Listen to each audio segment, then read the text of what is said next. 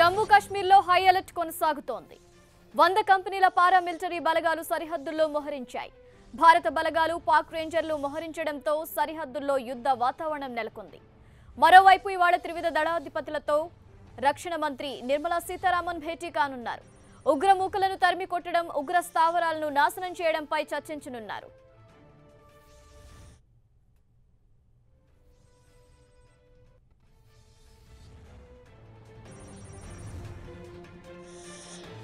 రైట్గా మరింత సమాచారం తెలుసుకుందాం. మా ప్రతినిధి కృష్ణ చైతన్య అందిస్తారు.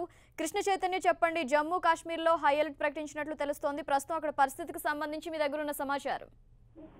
ఝాన్సీ, జమ్మూ కాశ్మీర్ లో ఈ హై అలర్ట్ కొనసాగుతుంది. దాదాపుగా కూడా 100 పార్లమెంటరీ బలగాలను శ్రీనగర్ కు కేంద్రం తరలించడం జరిగింది. అక్కడ నుంచి కాశ్మీర్ లోయ, ఏదైతే ఉద్రిక్త పరిస్థితులు నెలకొన్న కాశ్మీర్ లోయకు కూడా ఈ బలగాలన్నింటినీ కూడా ఈ రోజు ఉదయం పూర్తిగా కూడా అక్కడికి చేరుకోవడం జరిగింది. నిన్న ఏదైతే యాసిన్ మాలిక్ వేర్పాటువాదులు, కాశ్మీర్ వేర్పాటువాదులు ఎవరైనా ఉన్న నేతలను అందరినీ కూడా దాదాపుగా 24 మందిని కూడా అరెస్టు చేసిన నేపథ్యంలో ఈ రోజు భారీ ఎత్తున కూడా అల్లర్లు జరిగే అవకాశం ఉన్నట్టుగా కూడా ఆర్మీ భావిస్తుంది. దీంతో పూర్తిగా కూడా అప్రమత్తమైన ఆర్మీ అధికారులు ఎక్కడ కూడా అల్లర్లు జరగకుండా, అలాగే యువకులు కూడా బయటికి రాకుండా కూడా పూర్తిగా కట్టుదిట్టమైన భద్రతా చర్యలు తీసుకుంటూ ఉన్నారు. ప్రధానంగా కూడా ఏదైతే ఇంటర్నెట్ ద్వారా కూడా ఈ యొక్క పుకార్లు వ్యాపించే అవకాశం ఎక్కువగా ఉండడంతో కూడా కాశ్మీర్ తదితర ప్రాంతాల్లో కూడా పూర్తిగా ఇంటర్నెట్ సేవలన్నింటినీ కూడా తీసివేయడం జరిగింది. అలాగే కేవలం మొబైల్ నెట్వర్క్ మాత్రమే వారికి అందుబాటులో ఉంచడం కూడా జరిగింది. మరొక వైపు ఎప్పటికప్పుడు కూడా లోయలో ఉన్న పరిస్థితిని కూడా ఢిల్లీలో ఉన్న ఉన్నతాధికారులు, అలాగే రక్షణ శాఖ మంత్రి నిర్మలా సీతారామన్ కూడా పర్యవేక్షిస్తూ ఉన్నారు.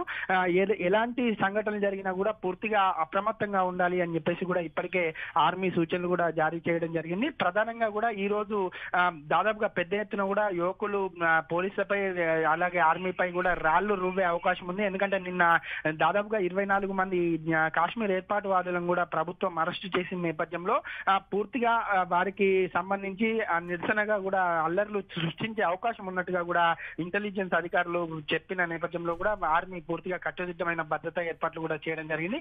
మరొక వైపు ఈ రోజు ఢిల్లీలో రక్షణ శాఖ మంత్రి నిర్మలా సీతారామన్, అలాగే త్రివిధ దళాధిపతులు ముగ్గురు కూడా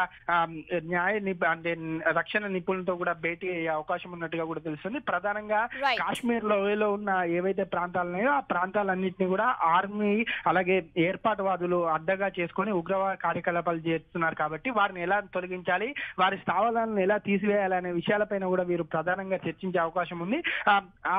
ఒక కార్యాచరణను కూడా ప్రకటించే అవకాశం ఉన్నట్టుగా కూడా తెలుస్తుంది. Jhansi, thank you Krishna Chaitanya.